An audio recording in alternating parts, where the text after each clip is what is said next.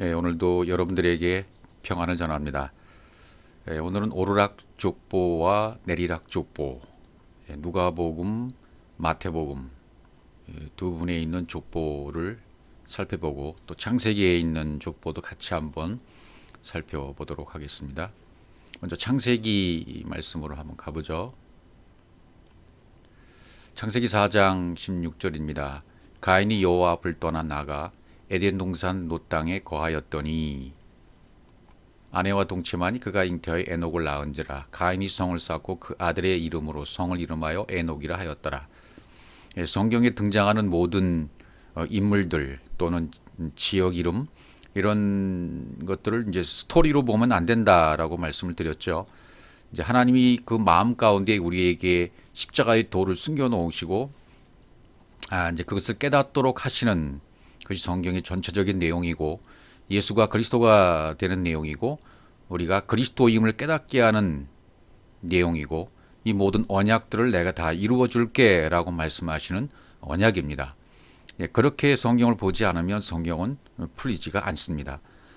역사적, 문법적 또 뭐 비유, 상징 여러 가지로 해석을 하게 되지만 다 중요한 것이지만 그러나 가장 중요한 것은 하나님의 마음, 하나님이 이 스토리 또 사건을 통해서 뭐를 말씀하시는가, 부부관계 또 뭐 동침을 했다, 아이를 낳았다, 성장한다 이런 모든 내용들이 전부 다 나와 연결이 되어 있다는 것을 기억하셔야 됩니다. 이 땅에 있는 모든 부부관계를 통해서도 하나님과 나와의 관계, 하나님이 나와 하나 되기를 원하시는구나. 그리고 그것을 깨달으면 이 땅에 있는 모든 환상들은 스스로 사라지는 겁니다. 그러니까 성경이 말씀하시는 말씀이 무엇이다라는 것을 깨닫기 시작하면 그때로부터 주님이 나와 이렇게 동행하는 삶을 살게 되고 동행하다가 하나가 되고 하나가 되어서 영원으로의 삶으로 가게 되는 그런 과정들이 삼일길로 계속 진행하게 되어지는 겁니다. 자, 창세기 4장 16절 17절에서 여기서는 가인의 족보가 이제 시작되는 것으로 이제 설명을 해 주고 있습니다. 가인의 족보는 이제 혈육의 족보죠. 비진리의 족보라고 말할 수 있습니다. 가인 계보는 자기 자신의 의로움, 인간의 행위, 또 우리 인간으로서 하나님을 어떻게 섬기고 있는가 그런 모습들을 중요시 여기고 있고 이 하나님의 5대 계보를 통해서 이것을 보여주시는 거죠. 성경은 가인의 족보에서 어떻게 셋의 족보로 전환되느냐, 가인의 계보에서 어떻게 아담의 계보로 오르락하고 올라가느냐는 거죠. 오르막으로 올라갔다가 다시 진리로 내려와야 되니까요. 그것을 말하고 있는 거죠. 그러니까 그리스도와 나와의 관계를 말하고 있는 겁니다. 다 내 안에서 일어난 일들이라는 것을 다시 한번 기억하시기 바랍니다. 5장에 넘어가면 또 이제 셋의 족보가 시작을 됩니다. 그러니까 이건 아이를 낳는 족보가 아니라 철저한 영적 족보가 되는 겁니다. 누가 누구를 낳았다, 누가 누구를 낳았다, 그 이름의 뜻이 이것이다. 이것을 철저히 이제 우리가 공부도 하면서도 그것이 중요한 것보다는 영적 족보라는 거죠. 그 족보에 내가 들어갔느냐 안 들어갔느냐 그게 중요한 거예요. 육적 자녀가 어떻게 영적인 자녀로, 내가 육신의 자녀였는데 어떻게 영적인 자녀로 넘어가느냐, 어떻게 오르락 올라가서 진리가 되어져서 다시 내려오느냐, 그 얘기를 하고 있는 것이죠. 자, 또 5장으로 넘어가시면 5장 1절입니다. 아담 자손의 계보가 이러하니라. 하나님이 사람을 창조하실 때에 하나님의 형상대로 지으시되 이렇게 나가죠. 이제 아담의 계보가 성경 66권의 이제 계보가 이어지는 거죠. 계속 가인의 계보는 혈통적인 것이고 육적인 그런 비진리적인 계보이지만 아담의 계보는 철저한 영적인 계보로 진행되고 있습니다. 그래서 하나님의 모양대로, 하나님의 형상대로라는 말이 나오죠. 여기 하나님의 형상대로 데무트라는 말이죠. 데무트라는 말은 뭡니까? 이 하나님의 모양이다, 하나님의 형상이다. 이것은 우리가 이해할 수 있도록 번역을 해 놓은 거지만 원문을 살펴보면 진리가 열려서 그 열린 진리의 문을 통해서 내가 들어가서 그분과 하나가 되면 마지막에 트가 됐죠. 데무트 완성되는 거예요. 진리가 열려서 그것으로 내가 들어가면 그분과 나와 하나 되는 그런 완성을 얘기하고 있는 거죠. 모양과 형상도 결국은 전부 창세기 1장 1절로 가는 거예요. 창자 봐라. 이건 또 지으시되, 창조 봐라, 지으시되, 아싸 다 다른 단어죠. 그러니까 아담을 만들 때 대충 만든 것이 아니고 하나님의 모양대로, 하나님이 가지신 모양 그대로 하나님의 복사판으로 만드신 거죠. 그래서 아담을 만들면 아담하가 됐다가 진행형의 아담하가 됐다가 나중에 하아담으로, 완전한 복제품으로, 복사품으로 만들어지는 결과가 되어지게 됩니다. 그러면 바울은 나중에 가서 다 띄고 그냥 아담으로 나오는 결과가 나와요. 고린도전서 15장에 가보시면 뒤에 또 나오게 됩니다. 창세기 5장 3절로 또 가보시면요. 아담이 130세에 자기 모양 곧 자기 형상과 같은 아들을 낳아 이름을 셋이라 하였고 그랬죠. 그러니까 자기 형상, 자기 모양 데모투, 또 자기 형상과 같은 아들을 낳았다. 이 얘기는 뭡니까?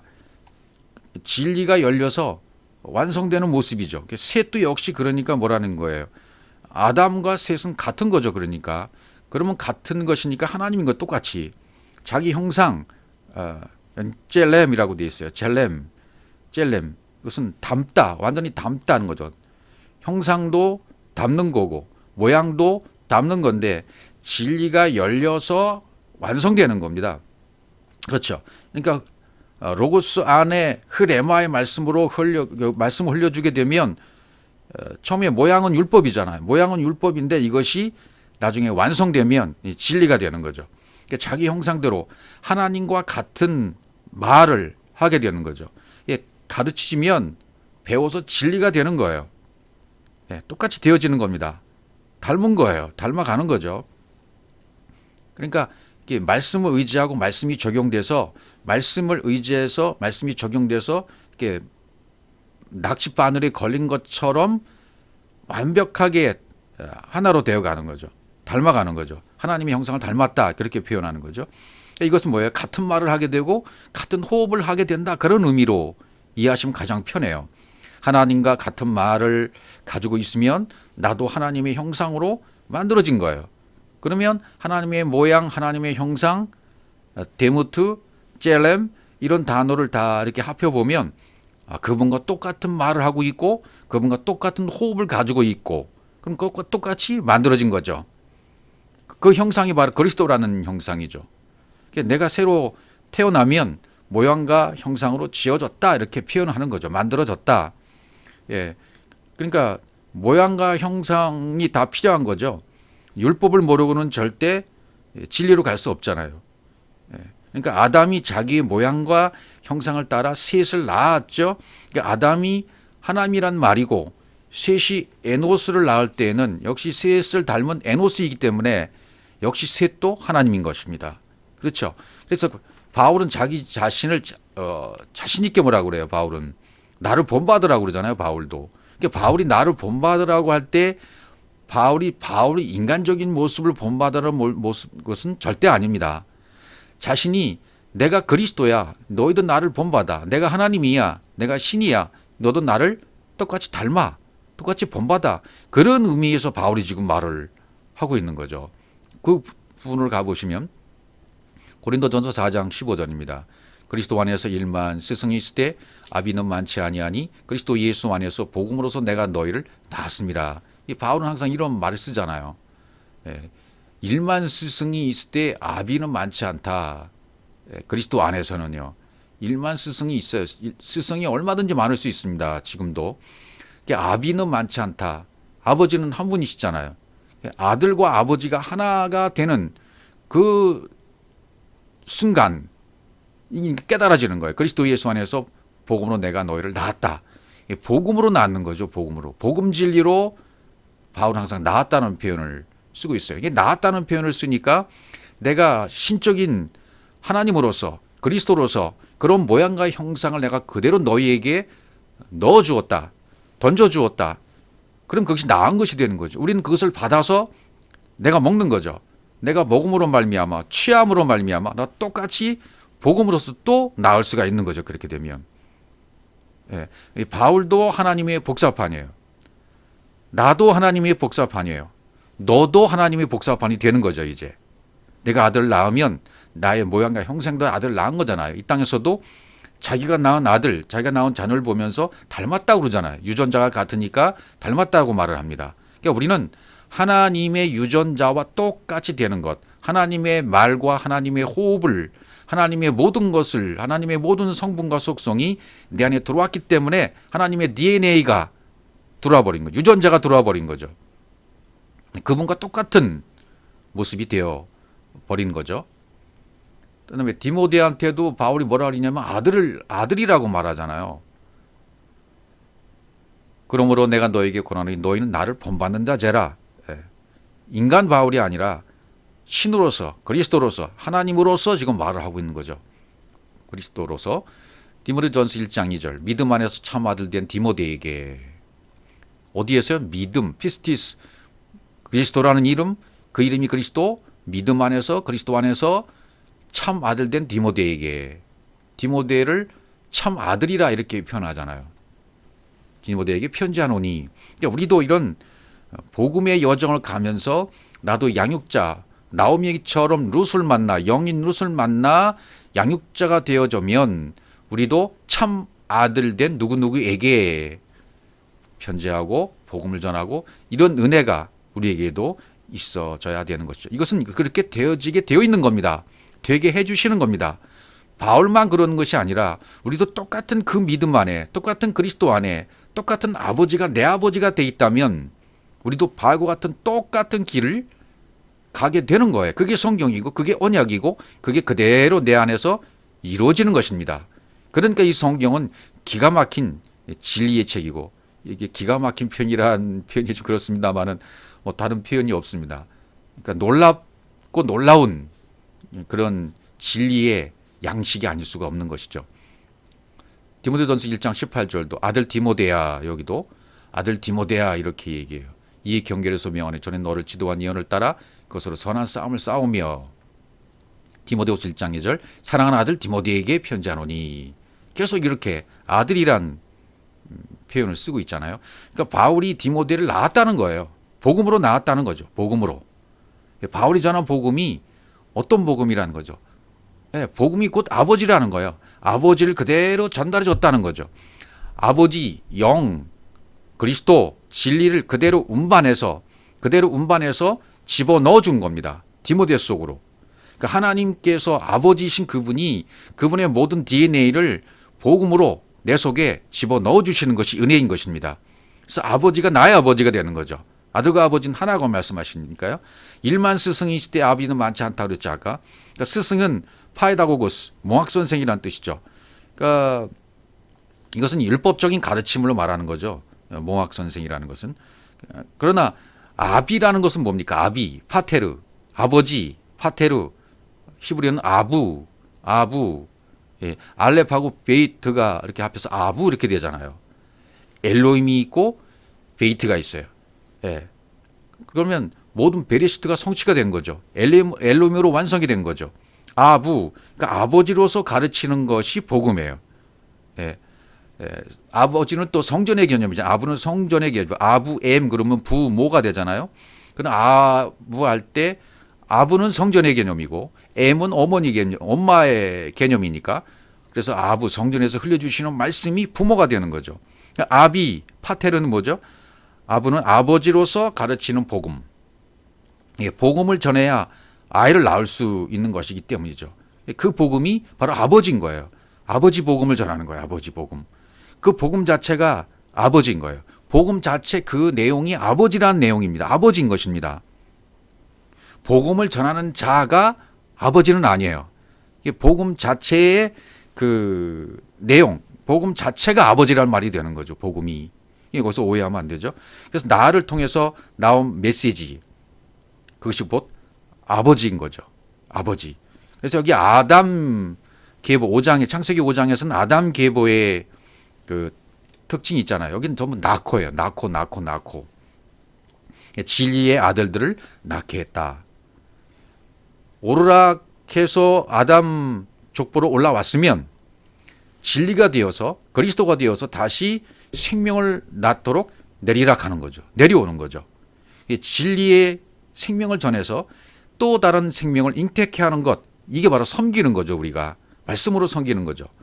예, 이 섬김은 말씀으로 진리로 섬기는 거, 이것을 말하고 있는 거죠. 창세기 이 5장에선 10명이 나오잖아요. 아담, 셋, 에노스, 게난, 마할랄렐, 야렛, 에녹, 무드셀라, 라멕, 노아, 열이 나옵니다. 10이라는 숫자는 완벽한 숫자니까 10이나 100이나 같은 완전수, 꽉 찬 수예요. 예, 전부 100세 이상에서 자녀를 낳았다는 거죠. 그것은 뭐야? 진리가 되었다는 말이죠. 100 이상이 되었다는 것은 진리가 되었다는 것이고, 또 족보를 쭉 살펴보면 800세 동안 하나님과 동행하며 아이를 낳았다. 근데 969세가 최대잖아요. 무드셀라가.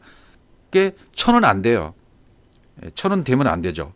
우리는 하나님만이 알렙 1이 되고 1000이 되는 것이니까 100세 이상, 거기에서 진리를 낳게 되는 거죠. 그리스도로 옷 입었다. 진리를 흘려줄 수 있을 때가 되었다. 그런 말이 그때 이제 낳는 거죠. 누가복음 3장 23절 보시면 예수께서 가르치심을 시작할 때 30세쯤 되시니라. 사람들이 아는 대로는 요셉의 아들이니 요셉의 이상은 헬리오라면서 이제 족보가 시작됩니다. 이제 이 누가복음의 족보는 요셉 이상은 헬리오라고 나가면서 마지막 하나님으로 끝나게 되죠. 이 오르막 족보입니다. 누가복음은 오르막 족보로 되어 있어요. 그러니까 예수 그리스도는 원래 하나님으로부터 하나님으로 나왔다라는 것을 강조해 주고 있는 거죠. 그러니까 내리막 족보는 마태복음 1장 1절부터 내리막 족보가 되는 것이죠. 예수님이 30세 생명을 살릴 수 있는 나이 30세 때 가르침을 시작하시잖아요. 다윗도 30세에 정의하고 즉위, 요셉도 30세에 총리가 되고, 구약의 제사장의 역할은 30대에 시작했다가 50세에 이게 마감되는 걸로 되어 있죠. 이게 족보의 시작, 오르막 족보가 누가복음 3장에서 시작되고요. 그다음에 마태복음 1장 1절로 가보면 여기서 이제 내리막 족보가 다시 아브라함과 다윗 자손으로 이제 시작이 되어집니다. 예, 누가복음 3장 38절. 여기 마지막 그 이상은 에노스요, 그 이상은 셋이요, 그 이상은 아담이요, 그 이상은 하나님이시니라, 이렇게 족보가 끝나게 되어집니다. 그래서 이것을 다 이제 이렇게 일일이 여러분도 이렇게 한번 계수해 보십시오. 제가 계수를 해보니까 누가복음 3장 38절에는 77명이 나와요. 77명이 족보에 70명 이상이 나오는 거 77명. 여러분도 한번 세보셔서 만나면 확인해 주시기 바랍니다. 마태복음 1장 또 1절로 가보면 아브라함과 다윗의 자손 예수 그리스도의 세계라, 그러면서 이제 내리막 족보가 시작이 됩니다. 그리고 마태복음 1장 6절 보면 이새는 다윗 왕을 낳으니라. 다윗은 우리아의 아내에게서 솔로몬을 낳고, 여기 뭐 다말, 룻, 여자가 다말, 룻, 밧세바, 이런 여인들은 자기 남편이 죽어야 그리스도라고 하는 유다에게 시집을 갈 수 있는 거죠. 그렇게 이제 되어 있어요. 다말, 룻, 밧세바는 남편이 죽어야 돼요. 그래야 복음을 받아요. 예. 다말도 그래요. 다말도 죽어야 시아버진 유다에게 시집을 갈 수 있고 씨를 받을 수 있어요. 그러니까 우리 안에도 두 아내가 있는 거나 똑같아요. 하나는 진리의 아내요, 하나는 비진리의 아내입니다. 예, 하나는 율법이고 하나는 복음입니다. 하나가 없어져야 되잖아요.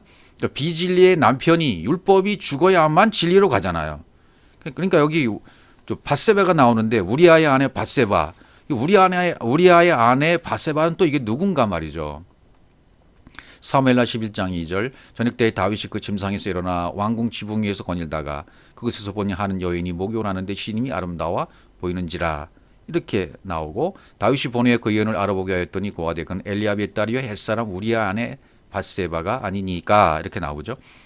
다윗을 그리스도로 이렇게 보신다면 한 여인, 그 밧세바는 누가 됩니까? 바로 우리들 자신이 되는 거예요. 내가 되는 겁니다. 그리스도가 우리를 그렇게 보는 거예요. 톱으로 보시는 거, 좋게 보시는 거예요. 우리가 그렇게 택함을 받는 거죠. 엘리압이 딸이라고 그랬잖아요. 엘리압은 하나님의 백성, 친척, 그런 뜻이 됩니다. 엘리압은 하나님의 친척, 하나님의 백성, 그런 뜻이에요. 맹세의 딸, 언약, 완전한 언약이 되는 거죠. 밧세바가. 우리도 완전한 언약 하나님의 친척으로서 복을 받게 되는 거죠. 택함을 받고 복을 받게 되는 거죠. 햇사람 우리아는 가나안 7족속 중에 하나이죠. 우리아는 여호와의 불꽃이란 뜻이에요. 불꽃은 사라져야 돼요. 네, 꺼져야 돼요. 충신의 율법의 모형으로 우리아는 밧세바의 율법의 남편이 되는 거죠. 율법은 어떻게 보면 막 불꽃처럼 타오르는 성김이 있기 때문에 충신이죠. 충신처럼 보이는 거예요. 그럴 수밖에 없어요. 이 우리아가 하는 행동들을 보십시오 지금. 그러면 완벽한 충신의 모습입니다. 이제 다윗이 이렇게 스토리로 보면 전략적으로 밧세바를 취한 후에 씨를 전달한 다음에 그 다음에 그것을 이제 뭐 이렇게 인본적인 스토리로 짜자면 뭐 이렇게 넘기기 위해서 우리한테 이렇게 덮어 씌우기 위해서 이런 사건이 일으켜서 이렇게 하고 있다. 이렇게 스토리가 진행되잖아요. 그런 스토리로 보면 이게 안 풀린다는 거죠. 혹이 다윗에게 고해 가로되 우리아가 그 집으로 내려가지 아니하였나이다. 이제 우리아를 다시 전쟁터에서 불려 올려서 아내와 잠자리를 같이 하게 되면 그건 내가 한 게 아니야. 이렇게 된다. 이런 다윗의 범죄로 자꾸 몰아가잖아요. 그런 다윗의 범죄로 몰아가는 사건이 성경이 말한 내용이 아니라는 거죠. 그 옛날 신학교 다닐 때도 이런 본문을 가지고 유명 목회자가 와서 뭐 부흥회를 하게 되면 눈물 콧물 흘면서 막 다 이렇게 은혜 받았다는 그런 기억이 있어요. 그분은 지금 말하면 다 아는 부흥사신데 설교가신데 다윗의 봄, 여름, 가을, 겨울 해가지고 막 이렇게 설교를 하면 막 너무 그렇듯해가지고 막 눈물 흘리면서 맞아, 저분 정말 설교 잘한다 이렇게 그때 받아들였거든요. 그때는. 그런데 이런 전혀 모르니까 성경을 모르고 그 하나님의 마음을 모르고 시브리어의 원문의 뜻이 뭔지를 모르니까 그렇게 받아들였던 거죠. 예, 여기도 또 그런 뜻으로 받아들일 수가 있어요. 여긴 충신의 모습으로 나오잖아요. 그러니까 율법의 모양, 율법으로 이렇게 될 수밖에 없다는 것을 설명하고 있잖아요. 우리가 다윗의 언약궤와 이스라엘과 유다가 영책 가운데 유하고 내 주 여호와과 내 왕의 신복이 바깥들에 유진하여 그를 내가 어찌 내 집으로 가서 먹고 마시고 내 주와 함께 자리이까. 이거 정말 충신의 모습 아닙니까? 그러니까 율법주의자들은 이렇게 스스로 이런 모습을 보면서 이거 봐 얼마나 이게 아름다우냐, 얼마나 충신이냐, 얼마나 보기 좋으냐 이렇게 이제 설명으로 사람의 교훈으로 가게 되어지죠. 그러니까 이런 것을 보면 자기가 스스로 하나님 앞에 영광 돌리는 것이 되는 거죠. 그러니까 우리아는 다윗 왕의 명령에 결국 불복종하는 거잖아요. 예, 왕은 우리아 율법을 그래서 어떻게 해요? 죽일 수밖에 없는 거예요. 명령에 불복종했기 때문에 왕은 이 우리아를 죽일 수밖에 없어요. 우리아를 죽여야만 밧세바가 남편에서 자유하게 되고 율법에서 자유하게 되고 구원받는다 그 얘기가 되는 겁니다. 남편 우리아가 살아있는 동안에는 율법이 살아있는 동안에는 그 임신은 부적절한 관계잖아요.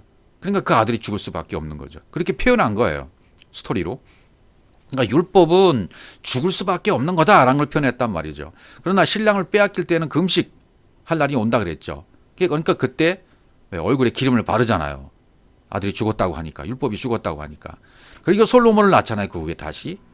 예, 하나님의 씨, 위로부터의 씨를 받은 거예요. 밧세바가.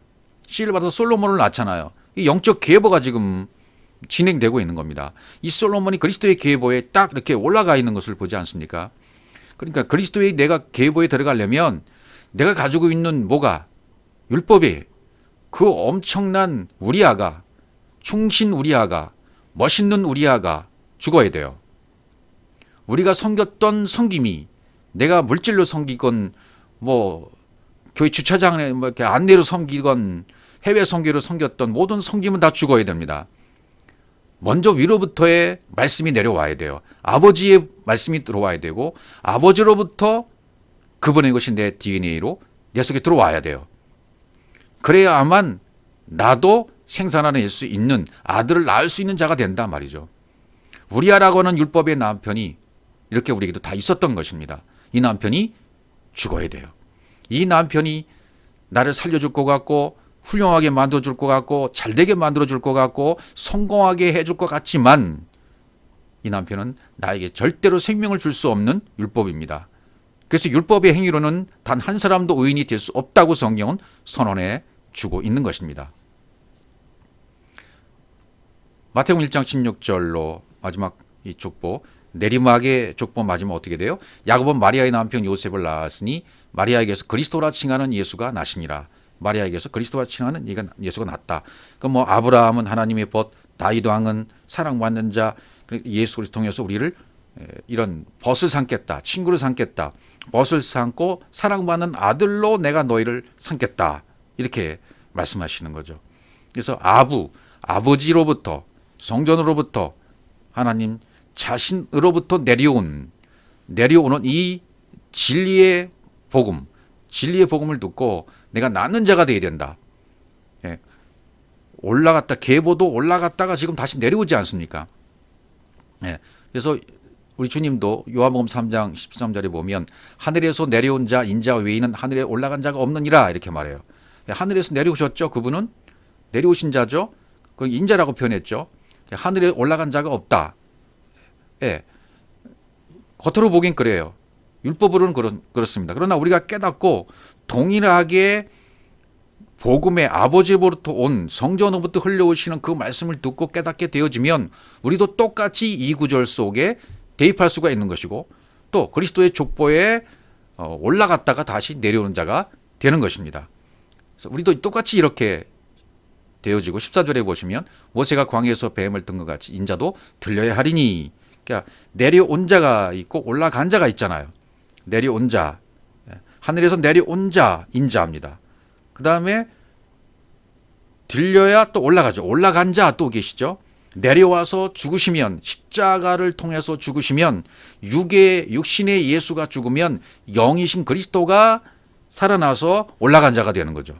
그리스도로 죽으시고 부활하셔서 올라가시겠다. 내려오셔서, 인자로서 내려오셔서 십자가에 죽고 그리스도로서 부활하셔서 올라가신다. 그런 말씀이 기록되어 있게 되는 거죠. 그래서 마태복음 1장 16절 다시 보시면 여기 요셉이 나오잖아요. 마리아의 남편 요셉. 또 창세기의 마지막에 나오는 그 요셉. 그 요셉을 보면 두 아들이 나오죠. 므낫세와 에브라임으로. 이 요셉, 창세기에 나오는 요셉에도 두 아들이 나와요. 첫 번째는 므낫세.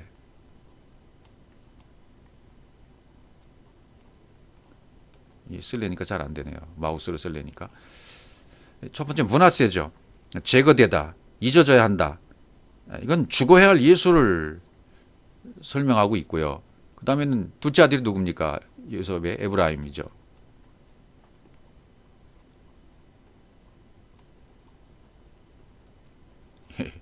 예, 에브라임.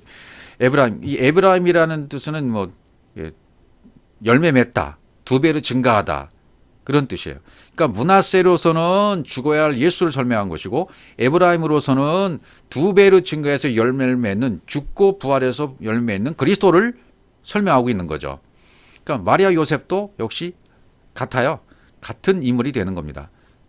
거기서 나온 아들이 바로 예수 그리스도가 되지 않습니까? 예수 그리스도는 두 번째 것으로 오는 둘째 아담으로 오셨죠.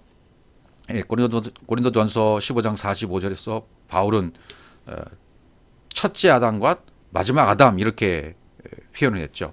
그러니까 첫째 아담은 옛 언약이고 마지막 아담은 새 언약이고 이렇게 설명할 수 있고, 첫사람 아담은 산영이 되었고 마지막 아담은 살려주는 영이 되었다. 첫사람 아담은 조푸시케로 되어 있어요. 조푸시케, 생령, 창세기에서 표현된 생령이 되었다. 옛 언약 생령이고요. 생령이라는 말은 이미 설명드렸다시피 어떤 장치가 마련되어 있는 거죠. 우리가 이렇게 그리스도로 깨어날 수 있는, 하나님으로서 깨어날 수 있는 모든 장치가 우리 속에 다 장치가 돼버리는 순간이에요. 생령이 되었다는 것. 그래서 조푸시케라고 썼고, 그 다음에 마지막 아담은 살려주는 영이 되었다. 조포위에오입니다. 조포위에오 푸니마예요. 여긴 푸니마라, 살려주는 영이다.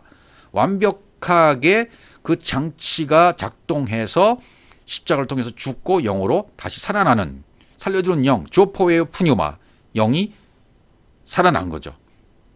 그래서 이 하나님 우리를 완벽한 아담으로, 아담이죠. 우린 아담인데 첫사람 아담은 하아담으로, 완벽한 하나님의 복제품 하아담으로, 아담 하의 진행형을 거쳐서 하아담이 되는 그런 옛 언약 산 영이라면, 새 언약 마지막 아담은 이제 하가 다 빠져요. 그냥 아담으로 표현이 돼요. 여기 어떤 영적인 의미가 이곳에도 있는 거죠. 조포예요 푸뉴마, 영이 살아나서 완벽하게 하나님이 말씀하신 아담이 되었다는 거죠. 해가 다 빠져요. 진행형이 다 빠져요. 복사판이 빠져요. 그럼 뭐가 된 거예요? 완벽한 그분 자체의 것으로 된 것으로 조포예요 푸뉴마가 되었다는 얘기가 되는 거죠. 새 언약의 성취입니다. 그분 이것을 해 주시겠다는 거예요, 지금. 그래서 마태복음에서는 마리아를 통해서 예수님이 탄생하고, 누가복음에서는 누굴 통해서? 요셉을 통해서 예수가 태어나는 것을 표현하고 있어요, 지금. 그러니까 같은 거란 말이죠. 요셉과 마리아가 하나란 얘기죠. 그러니까 두 족보, 누가복음에서 올라가는 족보, 오르락 족보, 마태복음에서 내리락 족보. 그러니까 예수와 그리스도를 낳는 족보인데 하나가 되는 거죠, 결국은. 예수와 그리스도가 하나가 되는 그런 얘기가 되는 거죠, 결국은. 하나님께로 올라가려면 결국 십자가에서 죽어야만 올라가게 되는 거죠. 올라갔다가 진리가 되어져서 다시 내려와서 생명을 낳게 되는 거죠. 로마서 1장 3절에 이것은 육신의 혈통 이렇게 얘기했어요. 로마서 1장 3절 이 아들로 말하며 육신으로는 다윗의 혈통에서 나셨고 성결의 영혼은 죽은 자 가운데서 부활하여 능력으로 하나님의 아들로 인정되었으니 곧 우리 주 예수 그리스도시니라. 육신으로는 예수로는 다윗의 혈통이죠.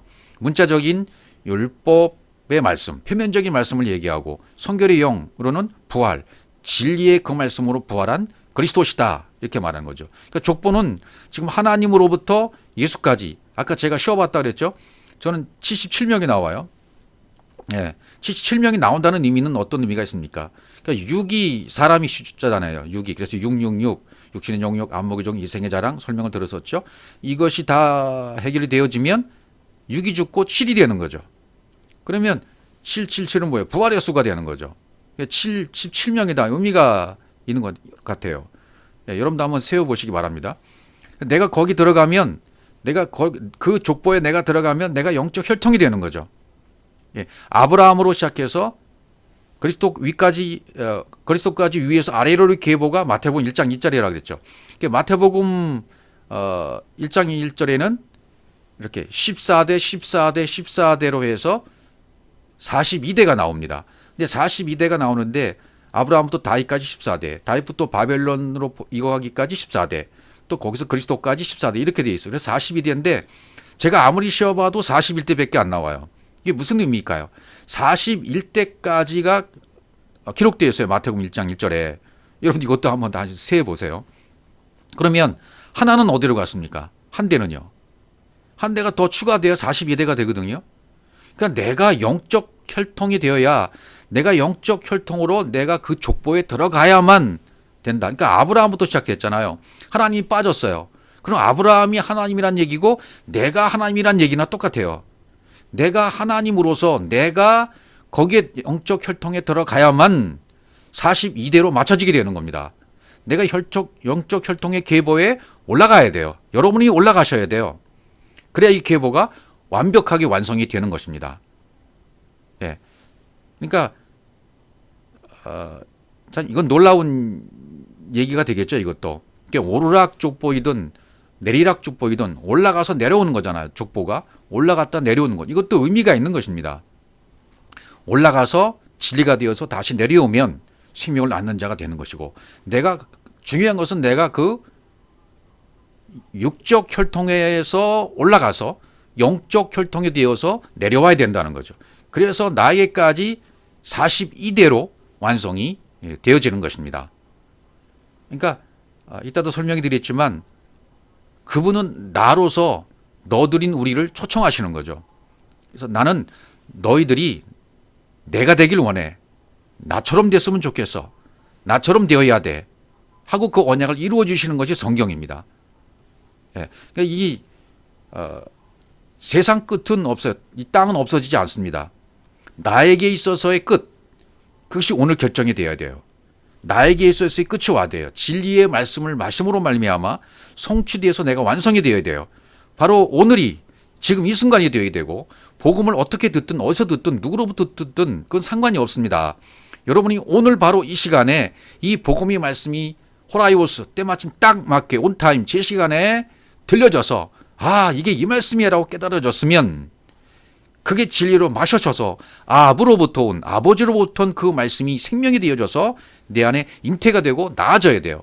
그래서 그 영적 계보에 내가 올라가야 된다 그 말이죠. 언제? 지금이요.